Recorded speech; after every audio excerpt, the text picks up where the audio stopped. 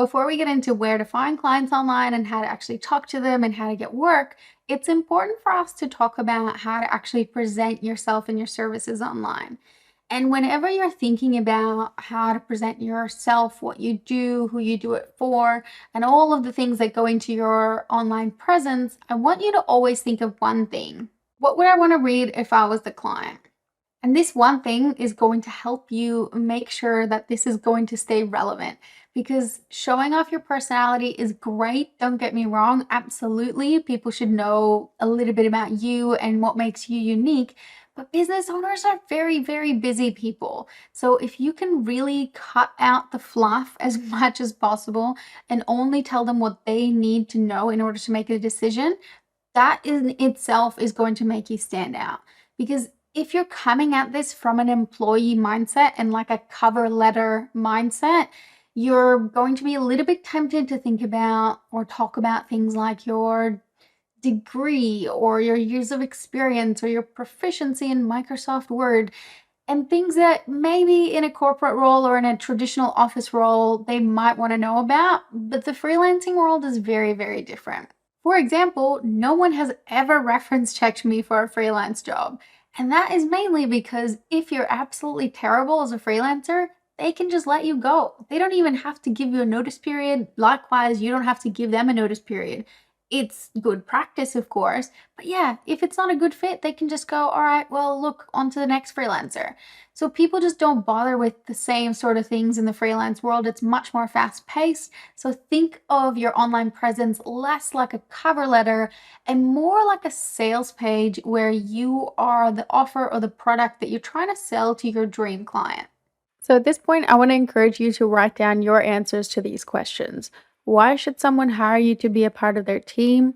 How will you help them to grow or manage their business? And what can you actually help them with? I'll be showing you how I do this for my own business a little later on, but for now, I just want to encourage you to just jot a few things down. It doesn't have to be perfect. It just has to be something so that you start sort of thinking about this stuff and so that you can get one step closer to having your beautiful one-page portfolio site at the end of this course. As you're doing this, just remember this is way less about you and way more about them and what you can do for them. And it might help you to think about some things as to why someone would actually be hiring you, which is actually just three things. And this might be because they don't know how to do it, they have no time to do it, or they have the knowledge and the time, but they just really have no interest in doing this task. So keep these three things in mind as you're writing down your ideas. The other aspect of your online presence comes from taking a really good profile photo. And that is a photo that you can then take for your professional Gmail account, your LinkedIn, your Upwork profile, your social media sites, basically anywhere that a client could communicate with you. You can easily take your own photos just by having a continuous video on your phone and do a few different poses and pause the video so you can take some screenshots of the poses that you enjoyed. You can even change outfits if you want to have a few different options, but it can be just as easy as doing this and getting some really nice photos as screenshots.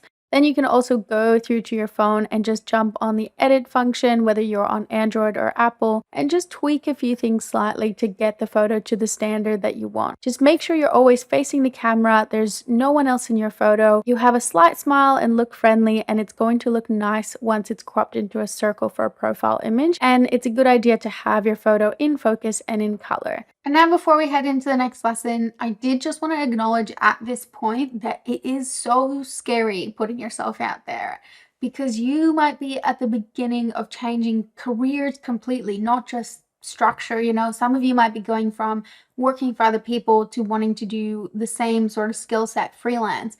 But some of you might be kind of starting a brand new career and on a freelance basis. It's a lot of changes all at the same time, and it can be really, really scary, and you're probably not ready to be shouting it from the rooftops just yet that this is something you're pursuing.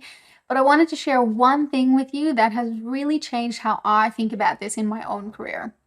People aren't judging you nearly as much as you're judging yourself. So just don't let other people's opinions of what you're doing and how you're doing it stop you from living your best life, okay? Okay, so now in the next lesson, we're going to jump into creating a beautiful presence on your LinkedIn profile. So I'll see you there.